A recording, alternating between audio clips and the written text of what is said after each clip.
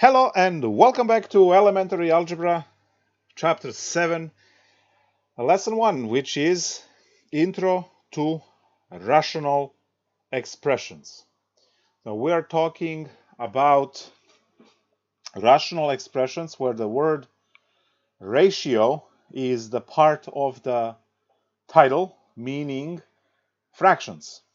So when you take a look at the word rational, it has the word ratio in it, and that word means fraction. Now, fraction is a over b, where b is not allowed to be 0. Now, before we go and do any of the work for rational expressions, I need to spend a few minutes talking about division by 0. There's a lot of confusion between dividing 0 and dividing by 0 with students that are just starting math. And those are two very different things. So making the difference in your head, right, when you say it, dividing 0 or dividing by 0, clearly the word by is the difference between the two statements, right? So dividing 0 or dividing by 0.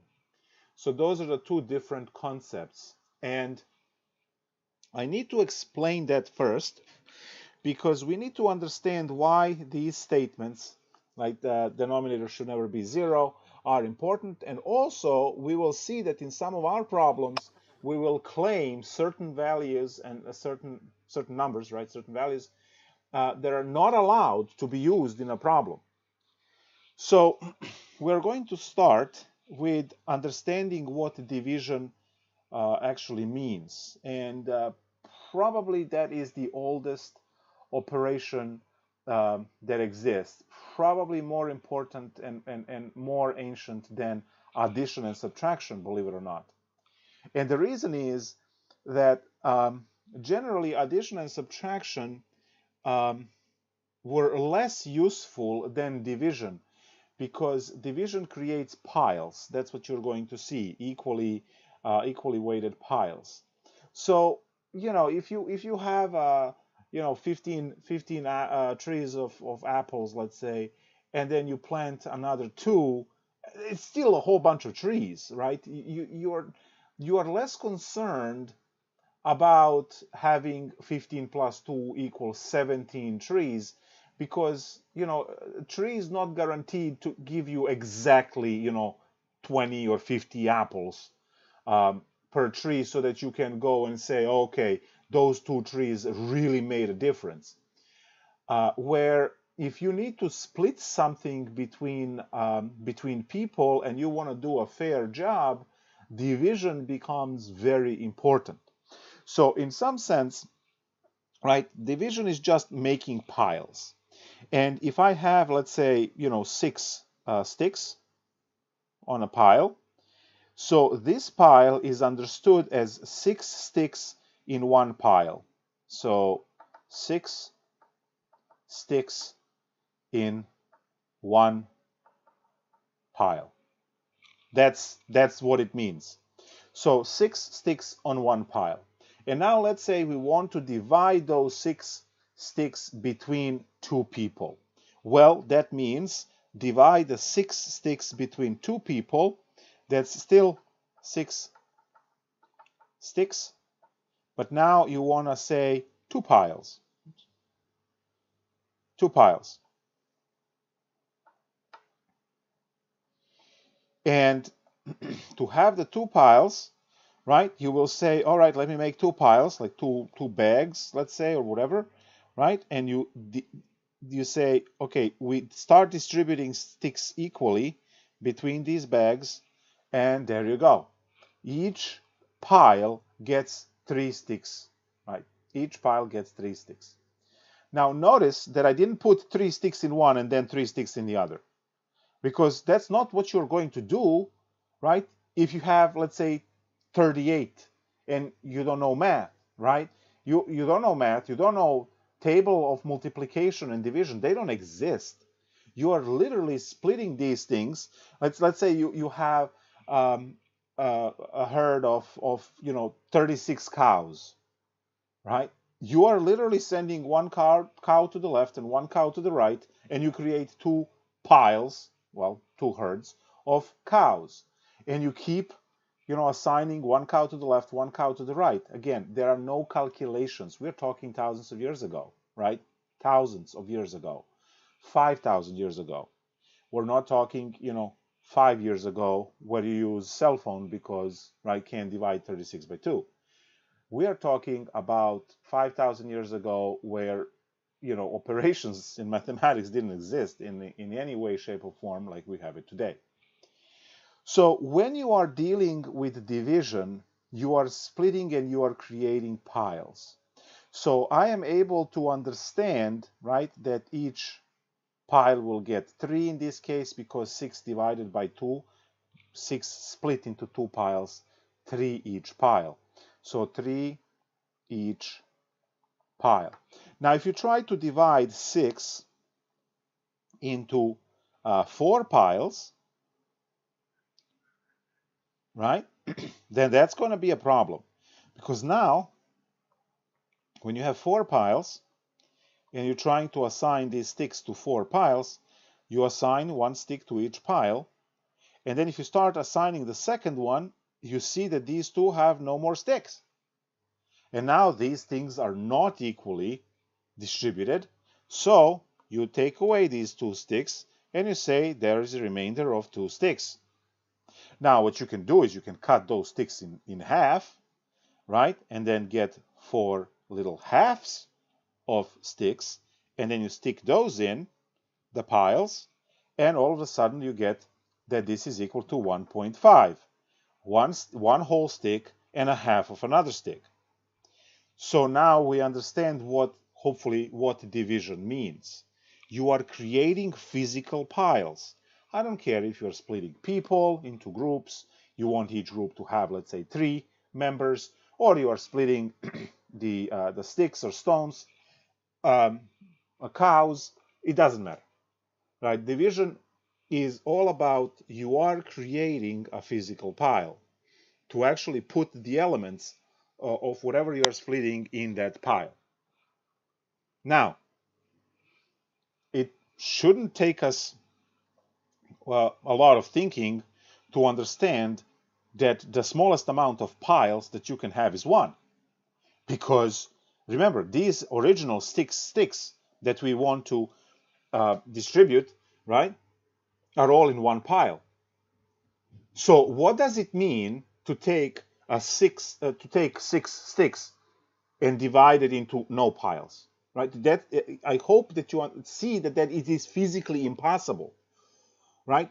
Because in order to have something, right, the physical existence, right, in order to have something, well, that something is going to be 6 sticks in one pile. That's the lowest configuration you can have. And it is impossible to put 6 sticks in no piles, because you have to have at least that one pile, which is the state those sticks are in when you begin the whole thing. So everything that exists around you, right, exists at least in one pile. And then you can split it into more than one pile. But you cannot split something that exists into no piles. And this is why in mathematics division by 0 is not defined. Because the denominator having no piles, there is literally nowhere to put any of the stuff that you already have in the numerator. In our case, 6 sticks, right?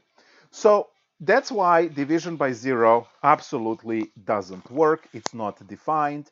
You would write undefined. And in mathematics, it produces very interesting results. Stuff that later in pre-calculus and calculus called vertical asymptotes, and a whole bunch of other stuff happens as well.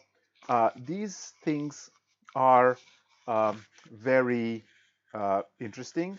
Now, this division by 0 in electrical engineering manifests as short-circuiting the circuit when you get that little explosion. If you have ever seen any electrical wiring short, meaning where if you are dealing with alternating currents when the hot wire touches the neutral, or if you have the battery operated device and you short plus and a minus on it, you, depending on how much um, energy is involved, you either get little tiny spark, or you get a very sizable pop that can even burn down the house, depending on where it happens. So that is actually happening because division by zero occurs. See, every electrical device that you plug into the outlet has something that is called the resistance, and that resistance is never zero in order for the device to work. Without going into details of physics, that resistance is, in this particular formula, current equals voltage over resistance. That resistance, as you can see, is in the denominator.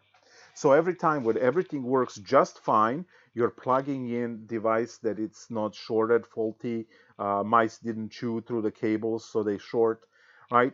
All of that stuff works just fine because that resistance is non-zero, and all of your devices, right, provided that nothing else is wrong, they're working just fine. This goes from the fridge to the TV to your cell phone chargers to literally anything you ever plug in or run on a battery. However, when the short happens, the resistance becomes zero, and this creates what it's called a short, and it creates infinite energy, which tries to create infinite temperature, and you get that loud pop, again, depending on what voltage you have and how much energy in the system, right? All of that stuff. So there's a lot of interesting things to learn in science if you ever get interested in these kind of things. And you see that this division by zero plays the role throughout everything. Now, what I want to do here is I want to get this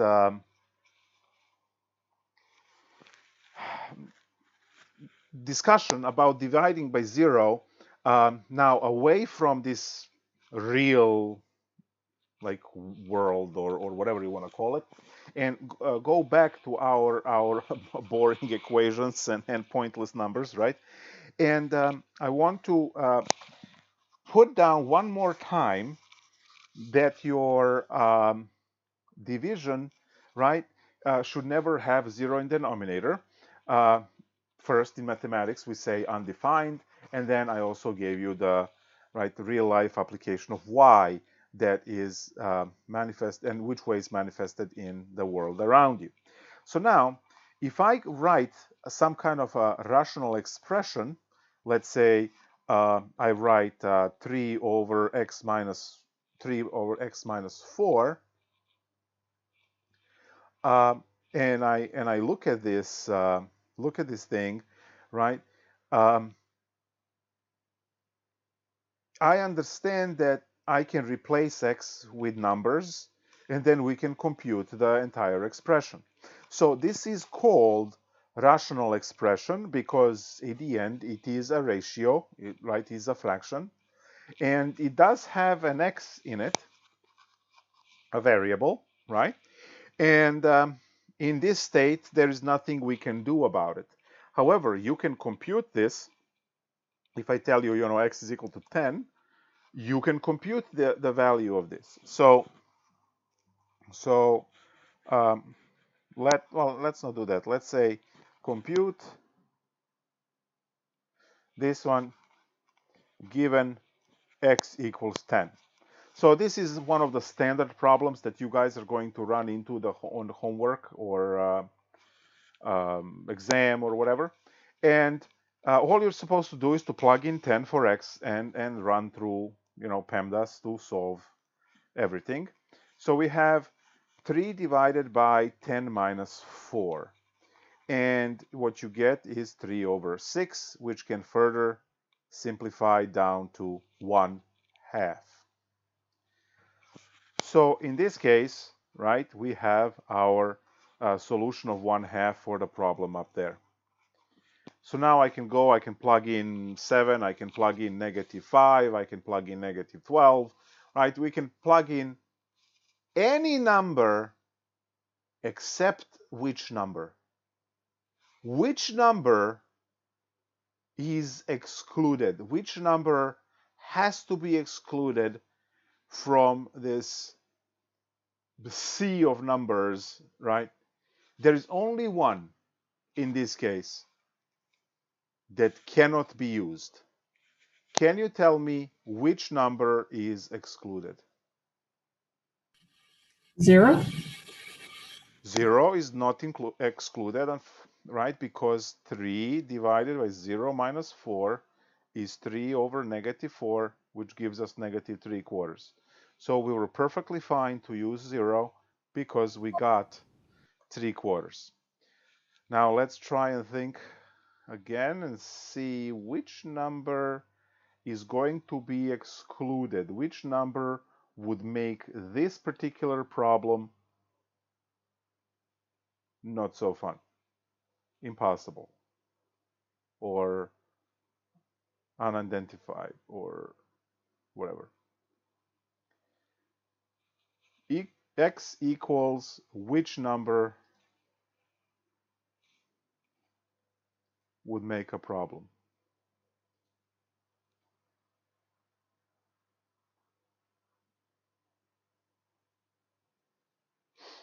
So what's the bad situation?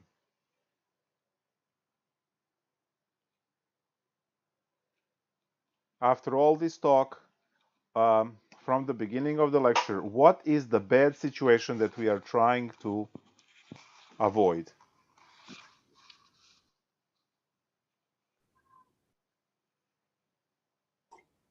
Is it that you want the same number in each pile? Or Well, not? what are we trying to avoid? We are not going to talk now about the world and piles. We're just trying to see what is the bad situation for division.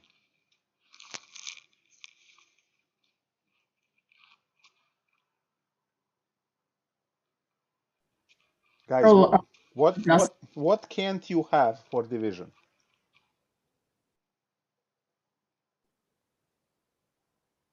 I have no idea. I thought I just spent like 10 minutes talking that you can't divide by 0, right? But I thought I gave 0. I'm sorry, You I'm not gave sure. 0 as the answer, but I plugged in 0 and I said 0 is not the answer.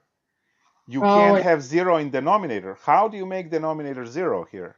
Oh, a +4? Yes, that's the one I'm looking for. Great. Question. Okay. Aha. So if x equals +4, right? Then we get 3 over 4 minus 4 equals 3 over 0. Explosion. That's terrible. Explosion.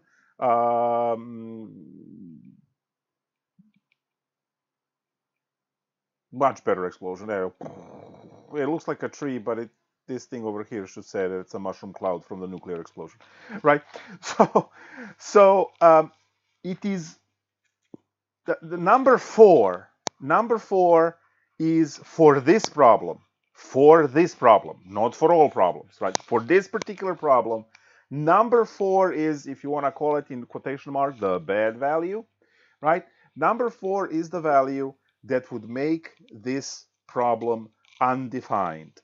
So, for this problem, here, I'll write it right here. For this problem, x equal to 4 would make it undefined because 4 minus 4 is 0, and we cannot have 0 in the denominator. Denominator. That's terrible denominator, so let's go and put denominator here. Denominator. There we go. So for each one of these rational expressions, you can always go and look for the value which would make that denominator 0, and you have to exclude that particular number from the list of all other numbers that you can actually compute. So when you are looking at this problem, you see that I was able to compute 10. I was even able to compute 0. But if we plug in 4, 4 would make the entire denominator 0, in which case, right, the problem becomes undefined. The problem has no answer. So we are going to say that for this particular problem, you can plug in any number you want except 4. 4 is excluded.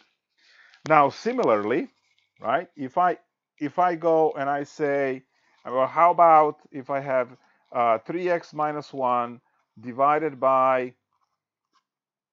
2x plus 6. Can you tell me which number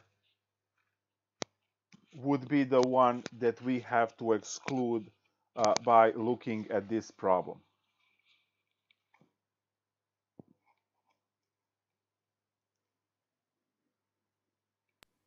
To get 0?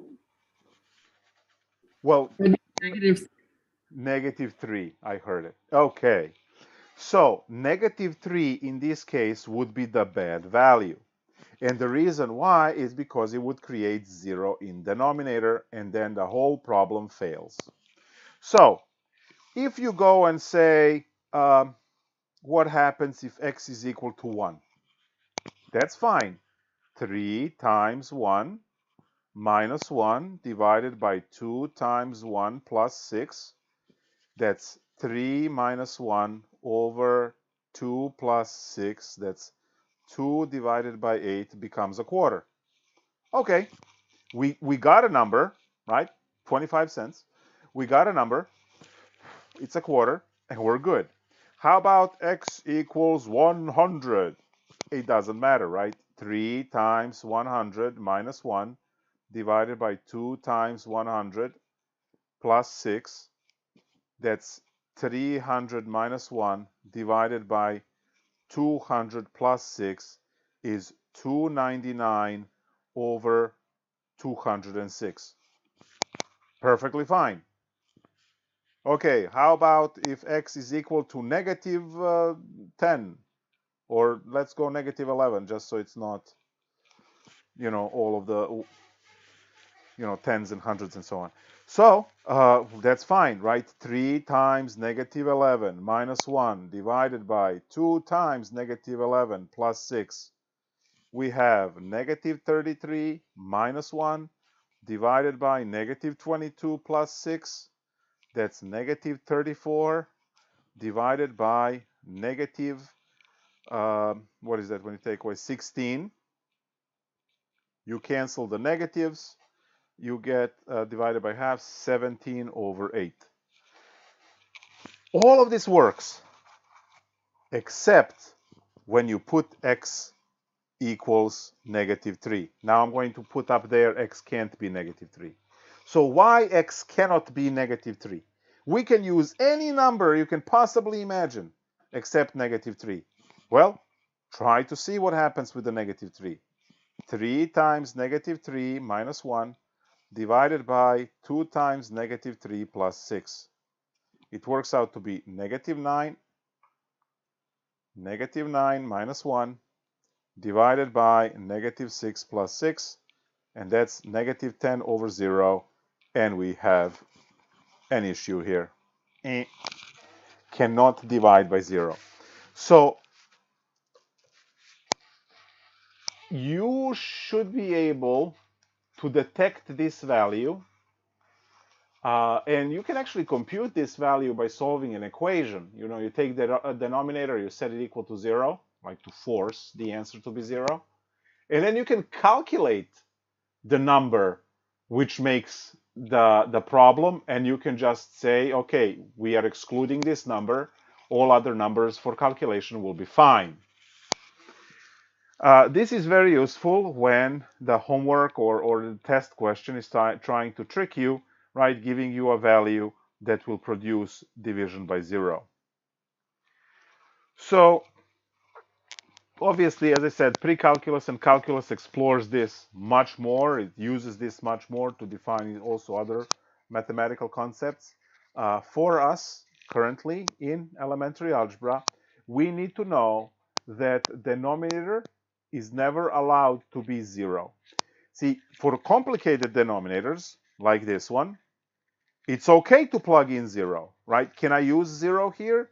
The answer is yes, right? You get -1/6. Because when you plug in 0 for x, that just kills the whole term. And you plug 0 for x on the bottom, kills the whole term. So all of this technically disappears, and you just have -1/6 as the answer, right? So that's that. Okay. Now, these rational expressions can be very annoying in terms of that you can have a lot of terms to compute. So as long as you're not getting 0 in denominator, right, that is that something that you can't compute, right, you are good to go with computing literally anything else. So the problem in the textbook, right, the homework for 7.1 has you to compute. So I'm going to put 2 of these problems and then ask you to figure out the value. First problem is going to be something like this. 8 minus 2x divided by 2x minus 8 for x equals -5. And the second problem is 3y minus 1 over y squared plus 1 for y equals -1. All right, so try to compute these expressions given these values.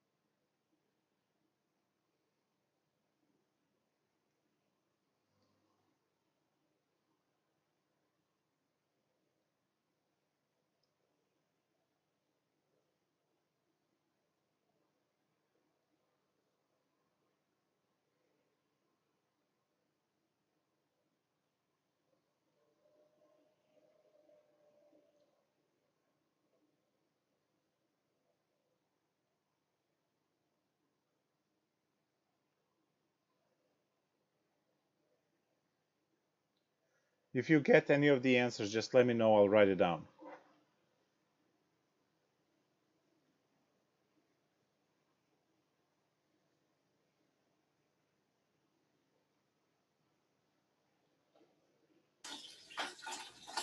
Is it -6/2? For the top one? Oh, you want us to do it in steps first? Well, these are 2 separate problems. So you were supposed to plug in -5 and compute, and plug in -1 in the second one and compute. Oh, okay, I see what you mean. Did the second one first.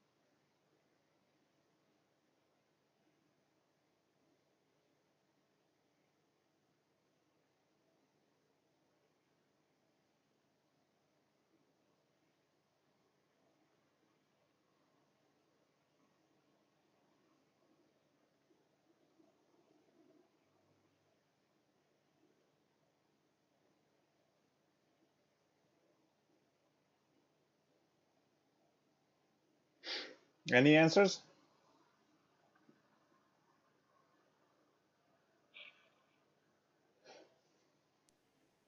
For the first one, is it wait, give me a second, sorry.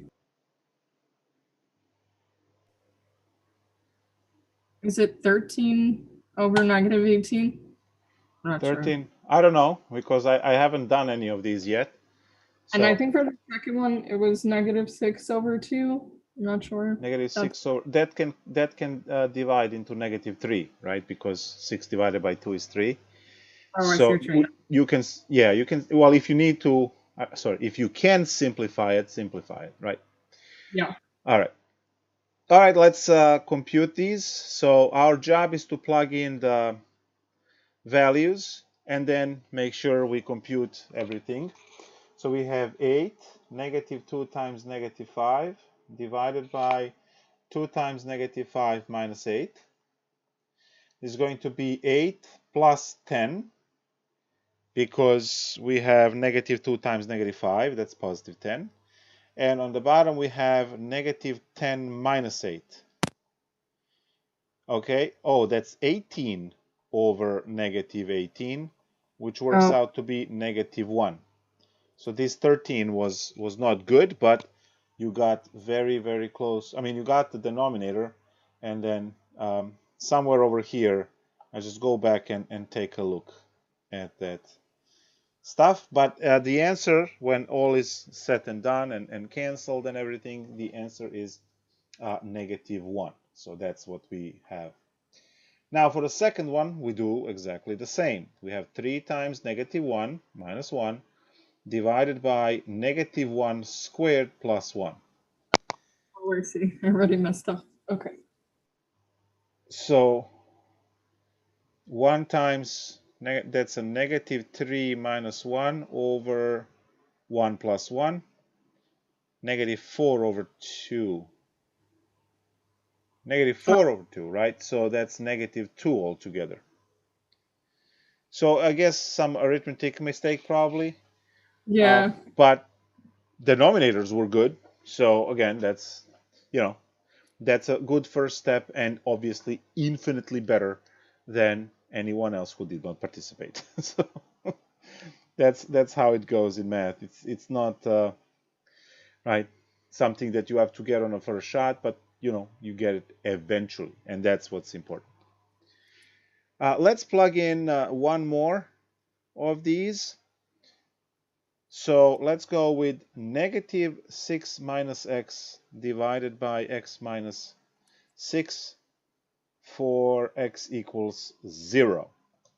So this is given, again, from the textbook, from homework, and I have no doubts that your MyMathLab is very close to this.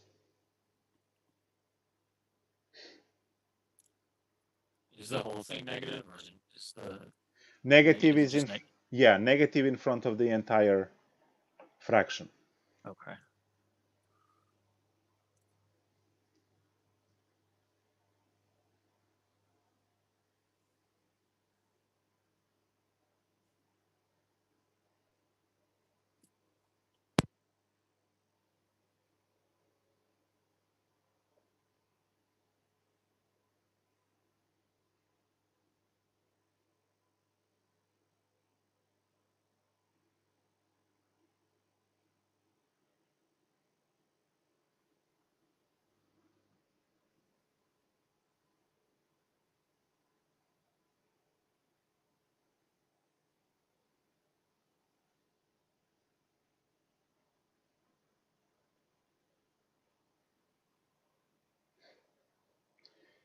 If you have an answer, just say it. I will write it down, and then we can go and discuss.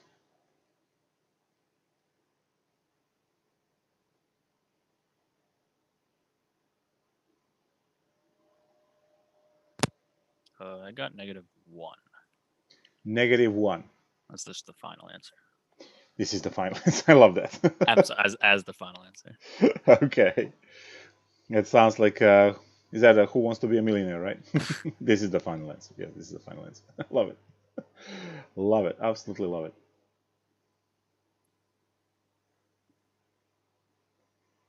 I'm gonna leave it for like 2 seconds, see if anyone else offers the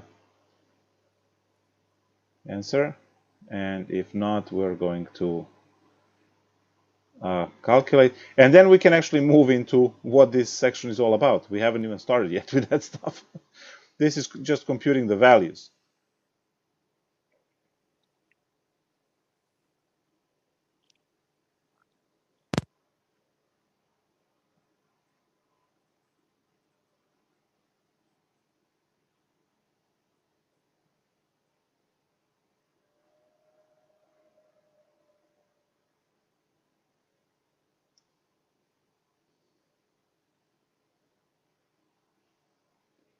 I guess not. Okay, let's go and plug in 0. So we have negative 6 minus 0, 0 minus 6.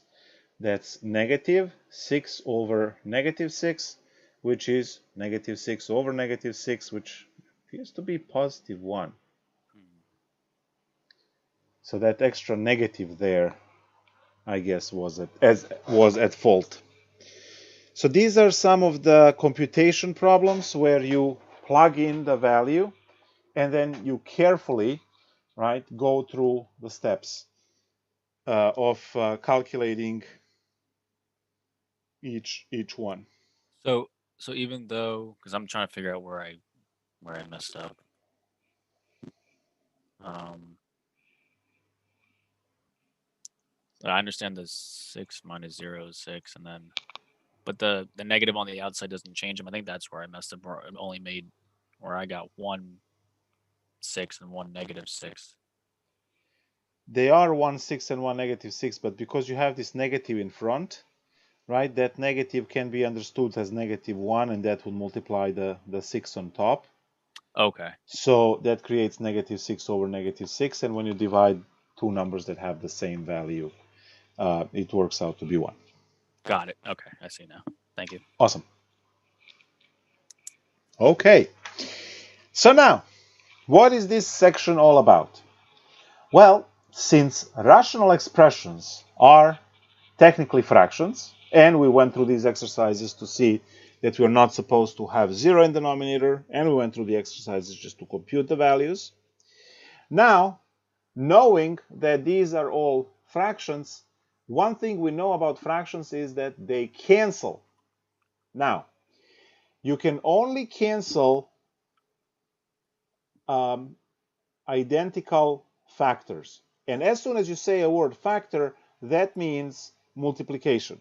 So, if I have a fraction, says 6 over 27, my job is to break this into numbers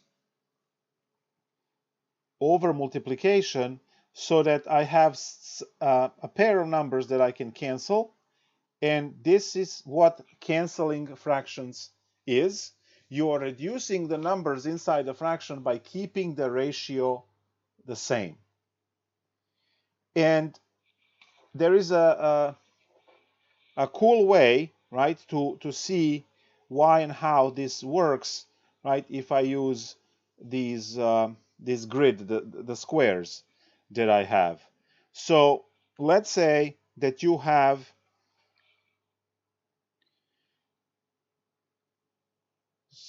well,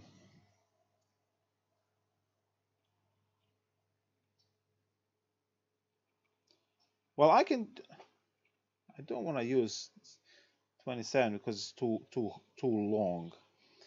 Let's make a new problem. 6 over 21. I think that should possibly fit. So that's 2 times 3 and 7 times 3. 3 is cancelled, so we get 2 over 7. Now let's see if we can draw this nicely here. So 2, 4, 6. So that's one side, and then I need 21.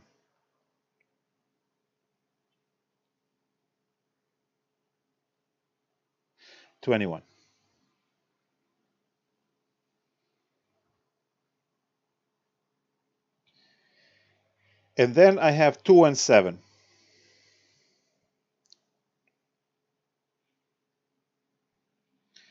So if you are to look at these two shapes, you see that the big rectangle has the same proportions as the small rectangle.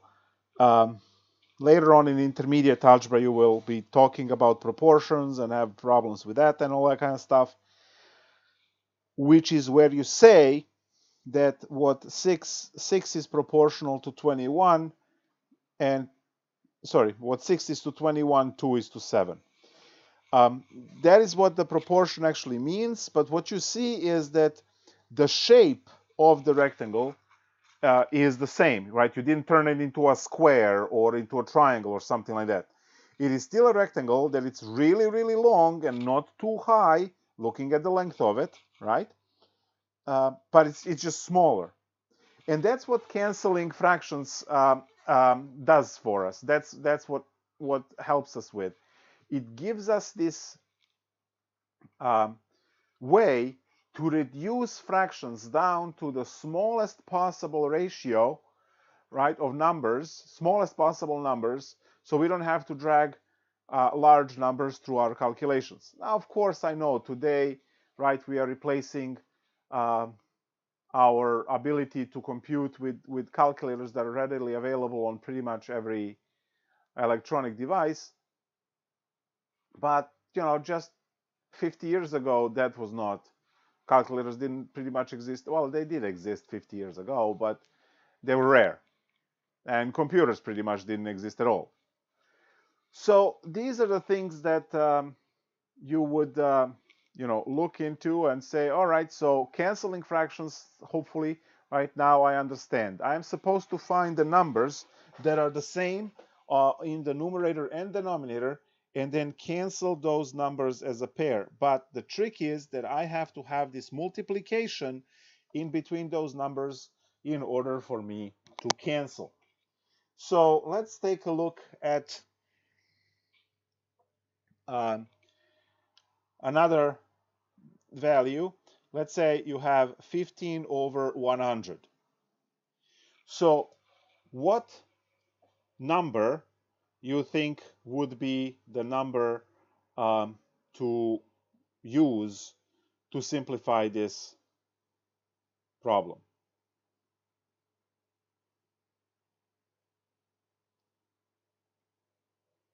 What can we cancel in this situation?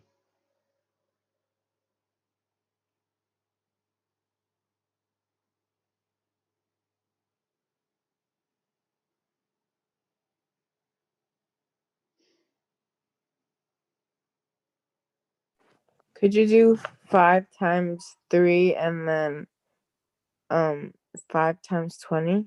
Excellent. That's exactly what it is. So number 5 is the number that we are going to use to break this. So 3 times 5, and then 20 times 5, and then 5 and 5 cancel, giving us 3 over 20 in this lowest form. So this is what we have to do to cancel fractions that have numbers. Now that's still not what we're doing today, right? This is all review of your pre-algebra course. What we are doing today are rational expressions. So we're talking about stuff like this. 12 divided by 2x plus 6.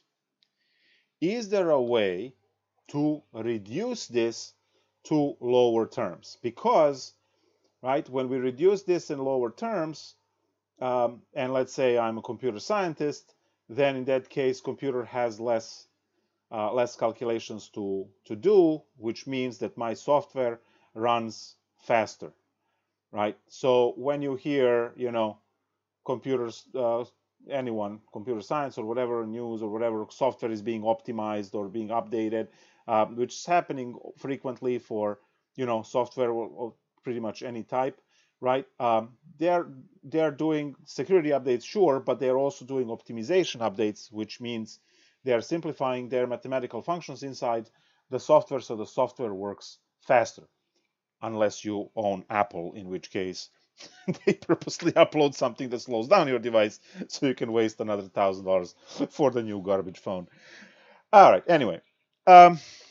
that was my daily anti-Apple plug, which I haven't had in a very long time, and I'm very disappointed in myself. I kind of make it a rule when I'm teaching to say something terrible about that terrible company at least, you know, once every 2-3 weeks.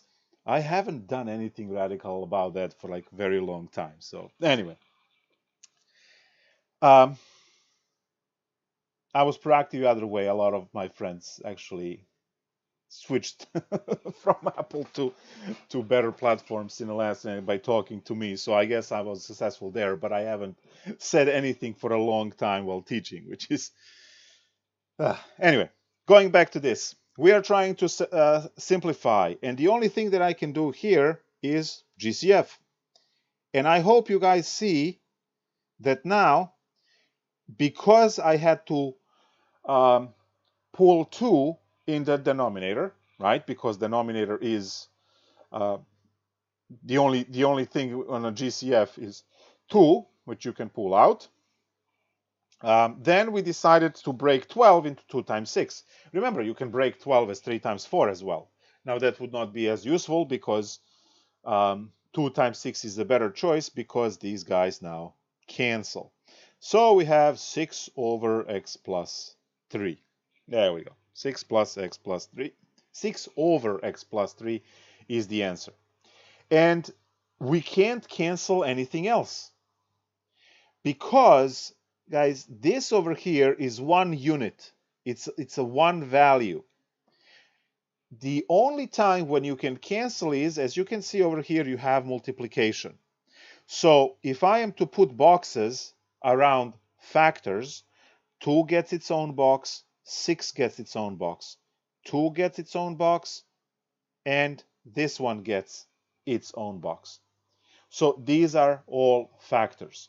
See, x and 3 are terms, but cancellation works between factors, not terms.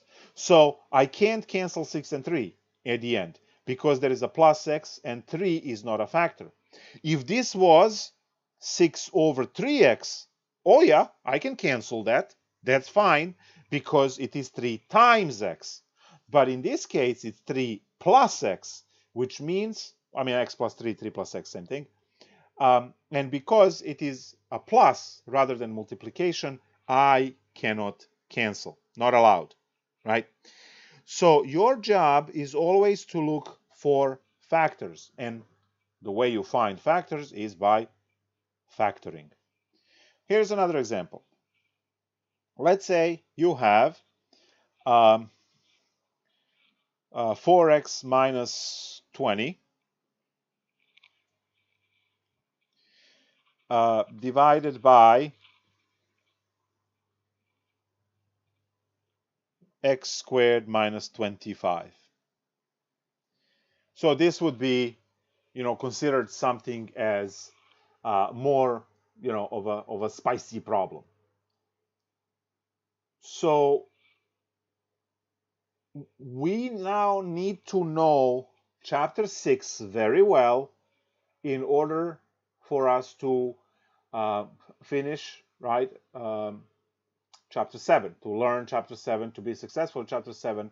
We need to be able to do these problems factoring from chapter 6.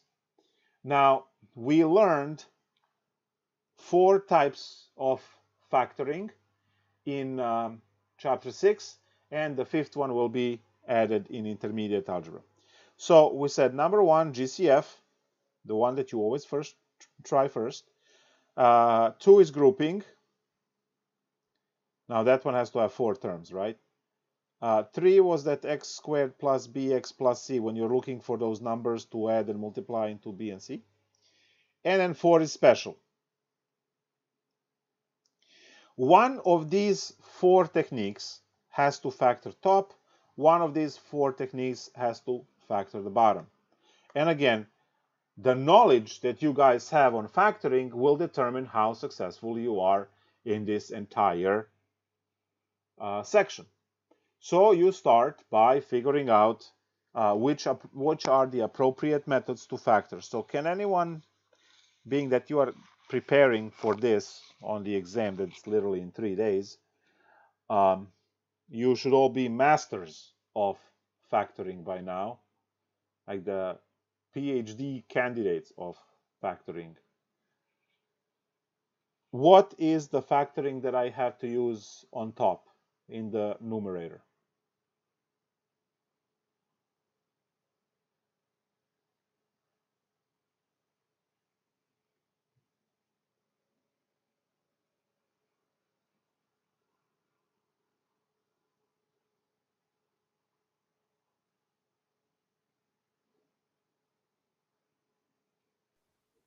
Would it be GCF? Excellent. GCF. And what is that I get to kick out? What is common for both terms? 4. Excellent. So we kick out 4. What's left over?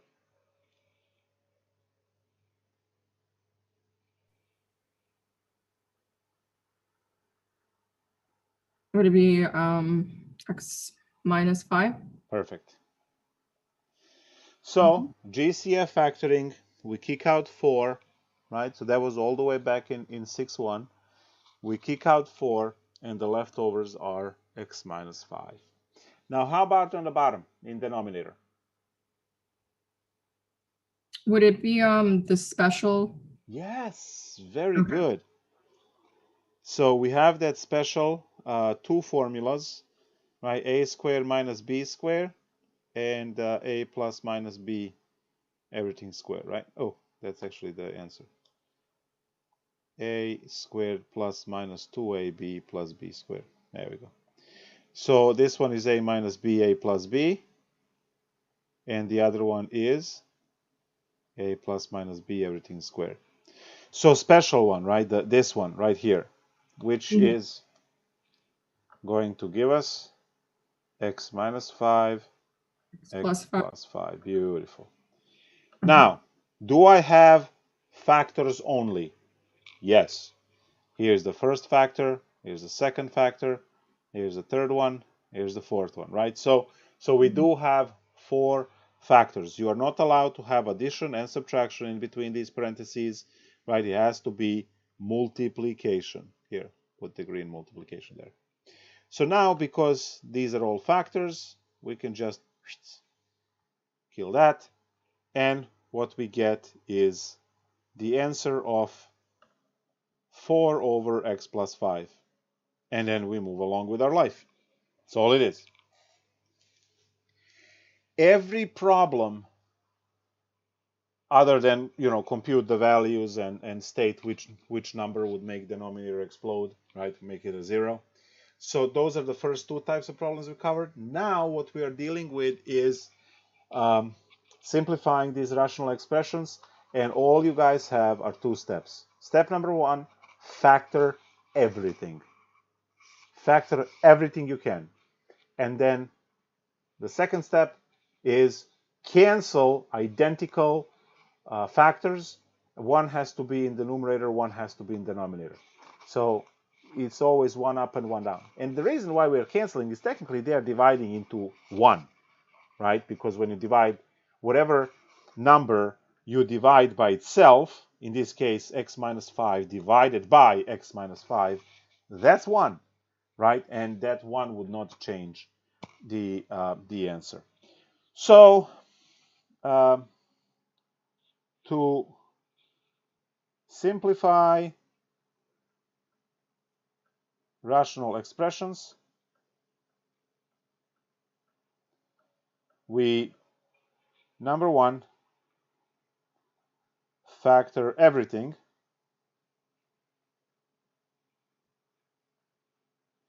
Number 2, cancel.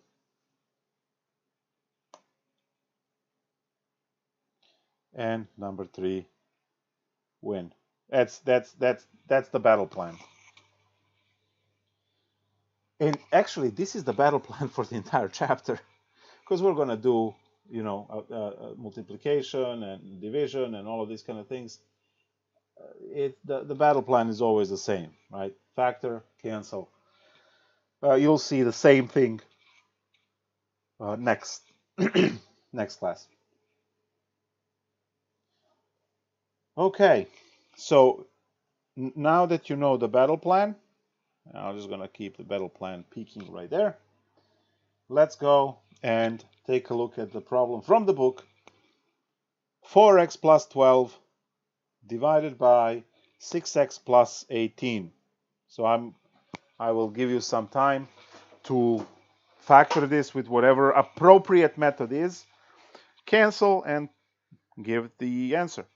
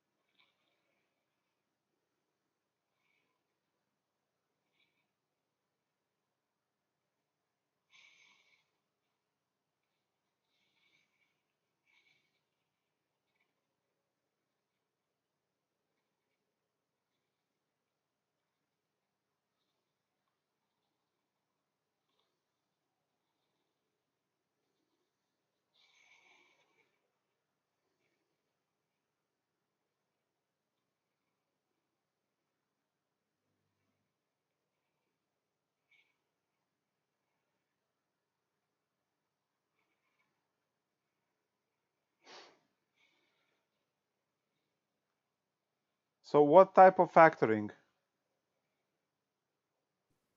GCF. GCF. So what is the GCF for 4x plus 12?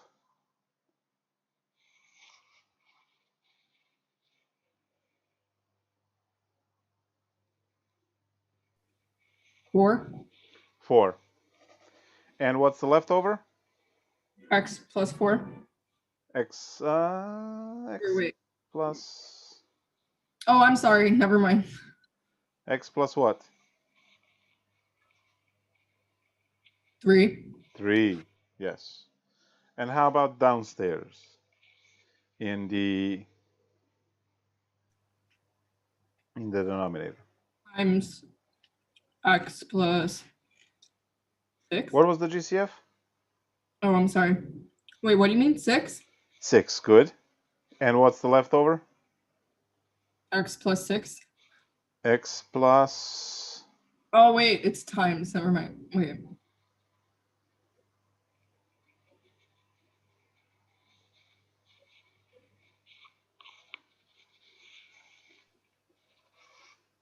Two. 2 times 6 is 12. 3. 3. Oh, 3. We have 18, yes. So x plus 3. Now, what do we get to cancel?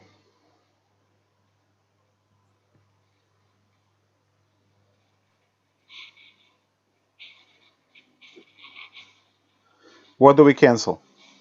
X plus 3. X plus 3 with x plus 3. Good. And the answer looks like it's 4 over 6, which we can cancel by 2 over 3. 2. So if we cancel it by 2, you get the answer of 2/3. Yes, correct. So the whole problem cancels down to 2/3. And do you see that x is gone? I mean, you better see that x is gone, right? At this point. So x is gone. Now that means something very, very interesting. That means that the value of x doesn't matter for this problem. Any x you pick, except the bad one, any x you pick will give you 2/3. And that is something that, when I saw the first time, I was like, wow, that's so cool. Because, see, the answer over here, simplified version, doesn't depend on x at all. So if I go and I say x equals 1, you are going to get 2/3. 4 times 1 plus 12 divided by 6 times 1 plus 18. That's going to be 4 plus 12 divided by 6 plus 18 is equal to 16 over 24. When you divide both of these by 8, you get 2/3. If you put x equals 1738, it's still going to equal 2/3 at the end. It doesn't matter what you pick. There is one value that you cannot pick. Can anyone tell me what that value is for this problem? 0. You can pick 0. 6 times 0 is 0. And then 0 plus 18 is 18. We can divide by 18. So in this particular problem, 0 is allowed. What about a negative number? Negative What number, which negative number? There is only one particular negative number that makes this problem. Whatever x would be. Yeah, which number? So would be -1, or Negative sort of 1 would be fine because it will create -6 plus 18, so it will look like it was 12. So -1 is going to be fine. So guys, you're looking for x so that denominator is 0. So which x is not allowed? is it -3? -3, good. Because 6 times -3 is -18. -18 plus 18 is 0, and that's not allowed. Cool. So -3. Now, going back to the problem and what the solution looks like, this is one of those cases where if you plug in any number for x other than -3, it would always give the same answer of 2/3. And that is really, really, really good. It's also really useful in, when you're designing some stuff. So that's also interesting. All right. Let's take a look at another problem from the book. So again, steps are always the same. Factor everything, cancel what you can. Oh, let's try. This is the old problem that we actually talked about in the past, but they still have them because they do belong in this section as well. So this is it. They're all factors. See what you can cancel.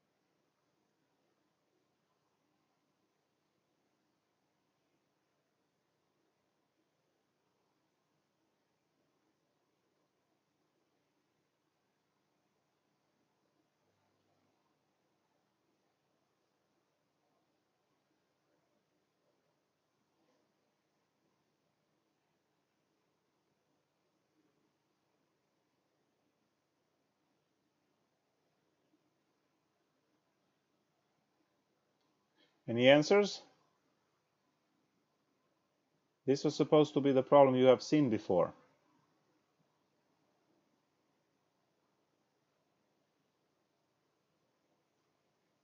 Not sure if you're still awake. It's that time when you're supposed to take the afternoon nap, right? Actually, no, it's almost 7 o'clock, so maybe not.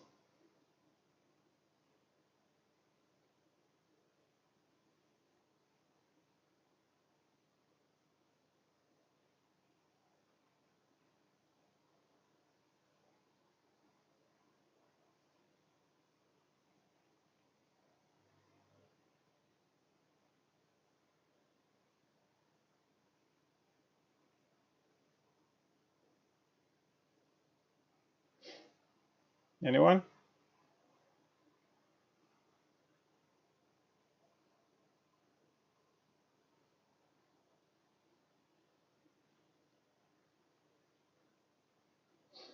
I guess I'll have to go through. So 2 times 4 times x times y times y times y. That's that exploded view. And then 2 times 3, xx, yy. So what are the identical ones to cancel? 2, 1 of the x's and 2 of the y's. The leftover is 4y on top and 3x on the bottom. And that's it. So in this case, since everything was given as factors, then you have no factoring to do because that's already given to you. Your job is just to cancel the factors the way they're supposed to be canceled, and that's it. That's the end of the problem. So sometimes you will get problem already factored out, and in that case, all you need to do is to now cancel it, like I did here, and that's it.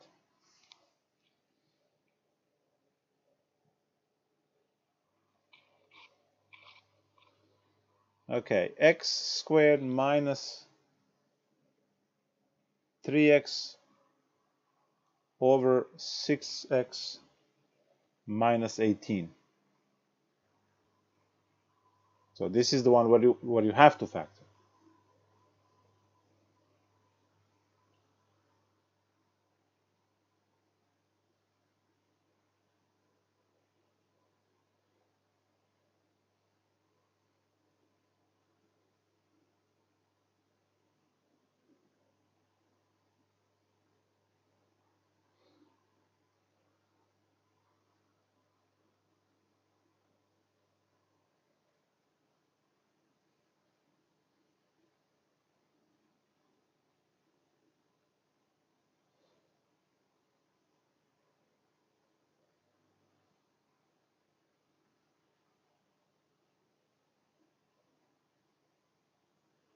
Any ideas? Like what type of factoring at least?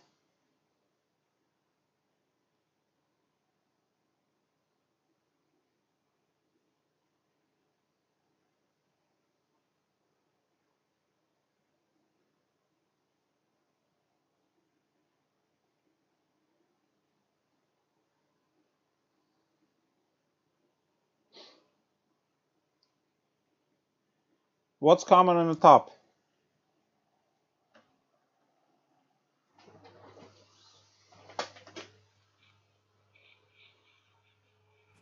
X. X. Very good. What's the leftover? X minus 3. Perfect. And how about in the denominator? 6. 6. And the leftover is? Again, x minus 3. And now when they cancel, it's just x over 6. Yep, that was a problem in the book. Let's do one more. By the way, this is it.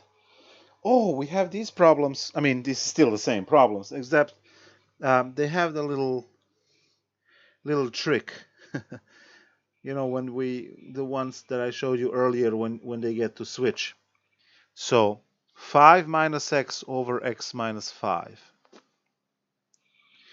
These problems are very confusing for people to solve because it looks like they're already in their lowest terms because there is no GCF, right? They're not special factoring. They don't have 4 terms or 3 terms for any other thing. So it looks like, oh, nothing works here. Where there is one thing that you can do to make them the same, because currently they're not the same at all. They're not the same at all. But if you use, I'm going to write the commutative rule for addition, that a plus b is the same as b plus a. Now, you can't do this for subtraction. But there is something similar. If you have a minus b and you want to switch it, you put minus in front and write it as b minus a. So if you want to switch values in your subtraction, you're allowed to do that, but you have to put minus in front of the parenthesis. Now you see very well when that minus distributes, it makes b negative, it makes a positive. So it's still the same. It's still the same problem. It just looks different, right? Looks different. It's like when you go out with a different shirt than yesterday, let's say. So it's still the same person. It just looks different because it's a different shirt. So what I can do is I can use this to switch the numerator. So I can write the numerator as minus x minus 5. And then we have x minus 5 on the bottom. And when they cancel, we get -1 as the answer. And they have at least like 10 of these in the book. We have seen one of these earlier, and we computed it to be -1, but we didn't cancel it to show that it's a -1. So every time it does cancel to -1. So you have problem 86, 85, 87 after cancellation, problem 63, 64. Like all of these problems have this particular feature. And here is problem 67, just in case, right? So, oh, actually, no, that has 2 negative signs. How about 68? No, that one is the same thing too. Oh, we haven't done this yet. Okay, so problem 80. Z squared minus 3z minus 10 divided by, see, learning this section is the excellent review for your exam. So z squared minus 2z minus 8. So let's see what you get here.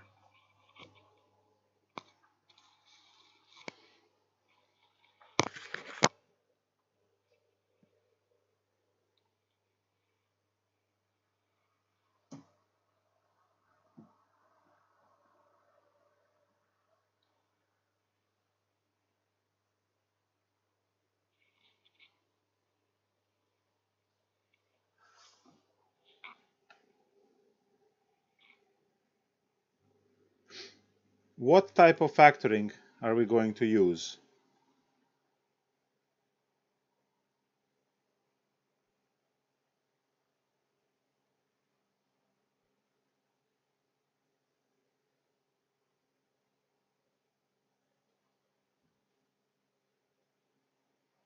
Number 1, 2, 3, 4.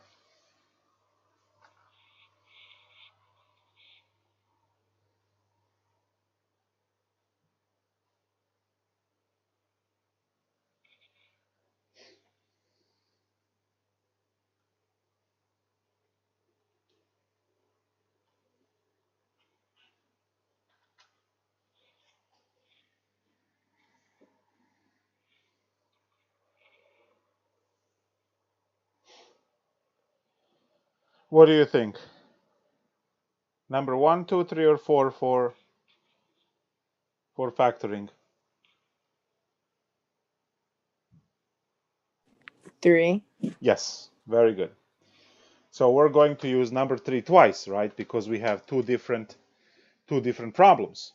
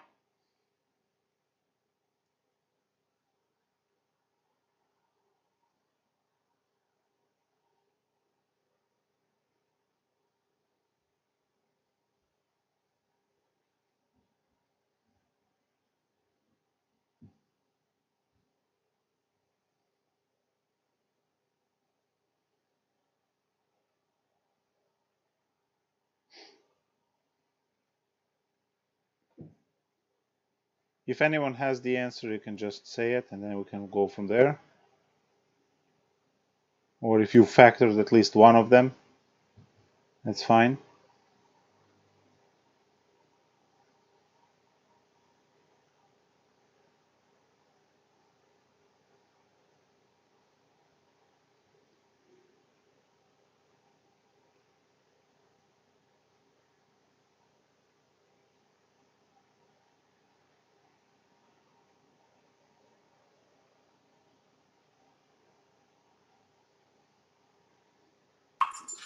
I have the top part. Okay. I think it's z minus 5 and z plus 2. Yes, perfect. Z minus 5. That's a small breed, right? The dog? Huh? Yeah. Which She's one? a Havanese. You're talking about my dog, right? Uh-huh. Yeah, she's a Havanese. Sorry. No, that's good. I have a little one too, so. Yeah, they're super like high pitched and loud. Mm-hmm. Yeah. Bloodthirsty, I can sense. Yeah. The smaller they are, the happier they are. So I Yeah. have a Yorkie, so Uh-huh. I know exactly. I know exactly how they operate. What's the name? Abby. Abby. Okay. Yeah, she's super loud. I'm sorry. My mom just got home, so she's barking at her. Yep. All exactly what dogs should do. Yeah. Not a problem. She's featured on YouTube now, but Sorry. that's fine. I'm perfectly fine. There's no reason to be sorry. It's a dog. It's awesome.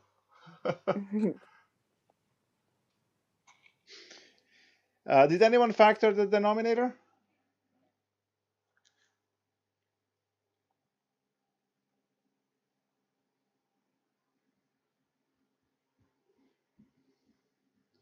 We have to factor -8.